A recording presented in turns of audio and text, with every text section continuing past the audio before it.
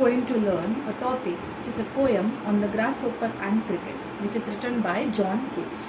John Keats का लिखा हुआ पोएम है which is about grasshopper and cricket. Grasshopper and cricket क्या होता है? क्रिकेट इज़ ऑल्सो वो नहीं जो हम गेम खेलते हैं, it is about it's insect जो ग्रासहोपर जैसा ही दिखता है दिखने में, बट वो ठंडी में पाए जाते हैं. राइट, ग्रासहोपर जो आपको पता ही होगा. The poetry of earth is never dead, never dead. The poetry of earth, what is the poetry of earth? Earth का पोएट्री क्या होता है? पोएट्री और म्यूज़िक आपको पता ही होगा. राइट, जो हम म्यूज़िक सुनते हैं पूरा एंटरटेनमेंट और जो सूदिंग अच्छा फीलिंग के लिए. राइट, सो दैट द अभी अर्थ का पोएट्री क्या हो सकता है? अर्थ का म्यूजिक क्या है? The poetry of earth is never dead, which is never dead. That is जो नेचुरल होता है, बर्ड्स का, इंसेक्ट्स का, जो भी सॉन्ग जो बर्ड्स सिंग करते हैं, जो इंसेक्ट्स की आवाज़ जो होती है, वो क्या होता है? Poetry of earth. अर्थ का जो पोएट्री होता है is never, music of earth होता है इज़ नेवर डेड, जब वो नेवर एंडिंग होता है. Right, when all the birds are faint with the hot sun, गर्मी में जब सारे बर्ड्स, फेंट मतलब होगा जो फेड अवे और जो मतलब चक्कर आ जाना या थक जाना. Right, which is kind of tiredness. जब सारे बर्ड थक जाते हैं तक गर्मी में तक के, and hide in cooling trees, cooling trees पेड़ के छाँव में, a voice will run.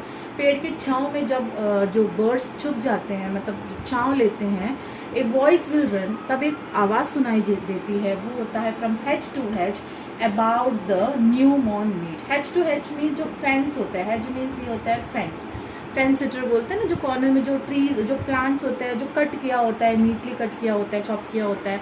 About the new मॉर्न मीट, न्यू मॉर्न मीन्स जो फ्रेशली कट होता है, मतलब जो फ्रेशली कट किया जाता है. Mead means which is lawn बोल सकते हैं. लॉन वही जो मैदान बोलते हैं जिसे. राइट, न्यू मॉर्न मीट, वहाँ पे एक फैन से दूसरे फैंस में जो जाकर, what is the grasshopper? He, that is a grasshopper, he takes the lead. उसको क्या कहते हैं? ग्रासहोपर. ग्रासहोपर होता है जो गर्मियों में एक फैन से दूसरे फैंस में जाकर गाना, मतलब गाना गा रहा होता है, जो आवाज़ निकाल रहा होता है. वो क्या होता है?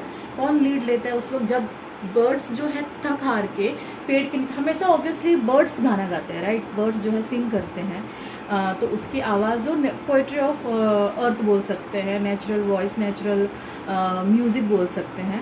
तो जब गर्मियों में बर्ड्स भी पेड़ के नीचे छाया लेने के लिए बैठ जाते हैं, थक जाते हैं, उस वक्त जो आवाज़ आती है वो किसका होता है? वो होता है grasshopper. That means grasshopper will take the lead when, जब सभी लोग, when everyone will take the rest. Like everyone means like सारे बर्ड्स जो है वो रेस्ट लेते हैं, गा गा के थक जाते हैं, तब कौन लीड लेते हैं? वो होता है grasshopper. Means that means grasshopper जो है गर्मियों में पाया जाता है. You can understand. And also the poetry of dead. यहाँ पे अगर पोएटिक डिवाइसेस हम बाद में बात करेंगे, कंटिन्यू करते हैं. Well,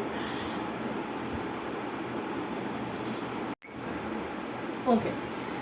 Now in summer luxury he has never done with his delights, for when tired out with fun, he rests at ease beneath some pleasant weed. Okay, summer time he has never done with his delights. इतना fun से जो खेलता है, fun and joyful. Delight means what? Fun and joyful. For when tired out with fun, जब थक जाता है, जब वो घा के और फन करके जब थक जाता है, तो he rest at ease beneath some pleasant weed. थकने के बाद वो कहाँ पे रेस्ट करता है? Beneath some pleasant weed. Pleasant means अच्छा सा वीड. वीड मीन्स क्या होता है? Weed is wild plant. जो वाइल्ड प्लांट होता है उसको हम वीड कहते हैं. राइट, वाइल्ड प्लांट क्या होता है? जो फसल को खराब करता है, जो जिसके बीच में, अच्छी फसल के बीच में रहता है. राइट, उसको जंगली पौधे भी बोलते हैं. उसके प्लेजेंट भी बोला गया. What is pleasant? Pleasant means जो अच्छा, मतलब which is a pleasant thing, which is a good thing. अच्छा wild plant. Right, when two unlike or else two contradictory words have kept together, जो एक वर्ड दूसरे वर्ड को contradict करता है. राइट, ये प्लेजेंट है और ये वीड है. Weed is like wild plant है, और ये प्लेजेंट है, वो भी अच्छा वर्ड है. जब दोनों वर्ड को साथ में रखा हुआ है, इसको हम कौन सा पोएटिक डिवाइस बोलेंगे? Which is oxymoron. Oxymoron is a poetic device which is used here. Pleasant weed में एक पोएटिक डिवाइस है which is oxymoron. Oxymoron means what? When two contradictory words have kept together, that is oxymoron. यहाँ पे to contradictory words कौन से है, ये word से कॉन्ट्राडिक्ट करता है, राइट, बट साथ में रखा हुआ है। ये प्लेजेंट है मतलब अच्छा, वीड मतलब वाइल्ड प्लांट, जब दोनों साथ में रखा हुआ है that means that is oxymoron. So इसमें इसकी इस स्टैंजा का मतलब क्या, in summer luxury has never done, जब वो थक जाता है गाना गा के, फन करके, तो वो किसके अंडर में किसके बीनीथ वो रेस्ट करता है, कहाँ पे रेस्ट करता है, प्लेजेंट वीड के अंदर, राइट। और कौन, किसके बारे में हम बात कर रहे हैं, we are talking about grasshopper, जो गर्मी में गाना गाता है और गर्मी में जो फन करता है, right. Okay, now the poetry of earth is ceasing never on a lone winter evening when the frost has brought its silence from the stone there shrills the cricket song in warmth increasing ever and seems to one androgynous half lost the grasshopper among some grassy hills।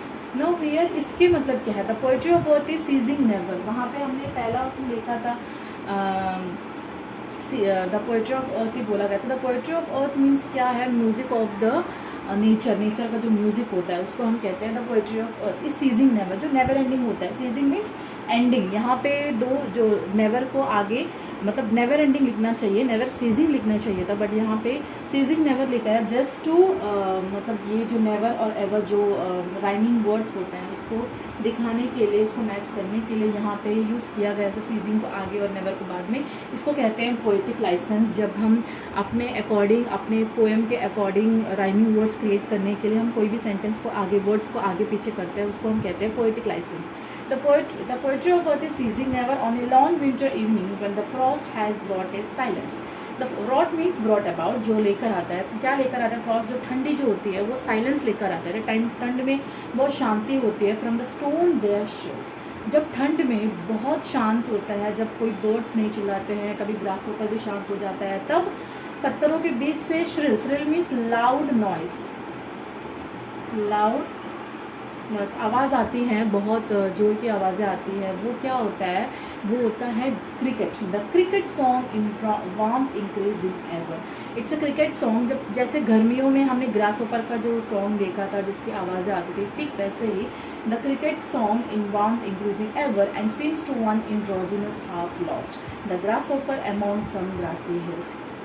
जैसे जो cricket होता है, जो कहाँ पे cricket रहता है, cricket होता है स्टोन के पीछे, मतलब पत्थरों के बीच से आवाज़ निकालता है क्रिकेट। कब, ठंडियों में, राइट, ठंडियों में क्रिकेट की आवाज़ आती है। लेकिन गर्मियों में जब ग्रास होपर कहाँ, ग्रास के ऊपर रह के, जैसा फैन, जैसा हम पिछले स्टैंजा में पढ़े हैं, उसके ऊपर रह के आवाज़ करता है। जब गर्मियों में ग्रास होपर जैसे सेम वैसे ही क्रिकेट भी ठंडियों में पत्थरों के बीच से आवाज़ निकालता है। जो एक्चुअली इस स्टैंजा में क्या लिखा गया है, the poetry of earth is ceasing never, कभी नेवर एंडिंग होता है। क्यों? बिकॉज कभी बर्ड्स गाना गाते हैं, तो जब बर्ड्स तक हार के पेड़ के नीचे बैठ जाते हैं तो कौन उसको कैरी फॉरवर्ड करता है, कौन उसको आगे लेके जाता है, दैट इज़ ग्रास होपर। जो गर्मियों में ग्रास होपर कंटिन्यू करता है फेंस के ऊपर, एक फेंस से दूसरे फेंस के ऊपर जाकर, और उसको कौन कैरी ऑन करता है, जब ठंड में जब सब शांत हो जाते हैं, ग्रास होपर भी, बर्ड्स भी, तब जो क्रिकेट होता है, क्रिकेट उसको कैरी फॉरवर्ड करता है, क्रिकेट उसको आगे लेके जाता है। जो पत्थरों के बीच से आवाज़ निकालता है,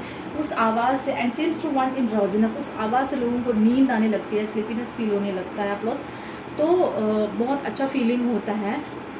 सो ये पोएम इसी के बारे में, this poem is all about the music of the earth. Earth का जो म्यूज़िक होता है वो नेवर एंडिंग होता है, that's what this poem is all about, which is written by John Keats.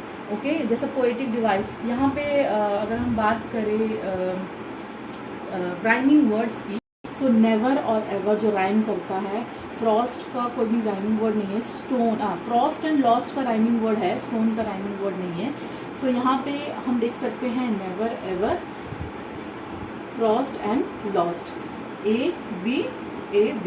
यहाँ पे जो ये स्टैंजा का जो राइमिंग वर्ड बना है ए बी।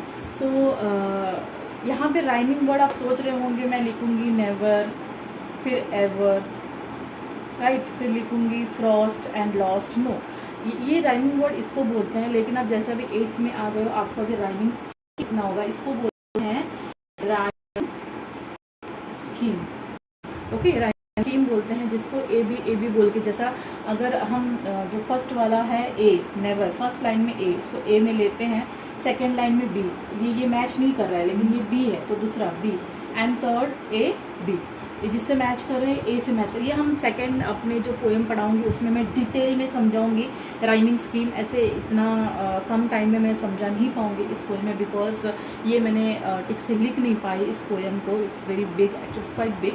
जो छोटा पोएम होगा उसको मैं यहाँ पे लिखूंगी और आपको अच्छे से राइमिंग स्कीम भी समझाऊंगी, which is very important for your further studies, like आगे जो कंटिन्यू आपके क्लासेस होंगे, जो 9th में होगा, जो 10th में होगा, इसमें rhyming scheme is very very important, जो आपके बहुत इंपॉर्टेंट रोल प्ले करेगा राइमिंग स्कीम, जिसमें मार्क्स आपको ऑफकोर्स मिलेंगे। तो यही आपका हो सकता है अभी स्टार्ट हो जाए, तो अपना नेक्स्ट वीडियो में मैं आपको समझा दूँगी। And also for poetry devices, for my next video I will explain all the poetry devices whatever is there in this poem, also not only this, in another poem also I will explain all the rhyming words.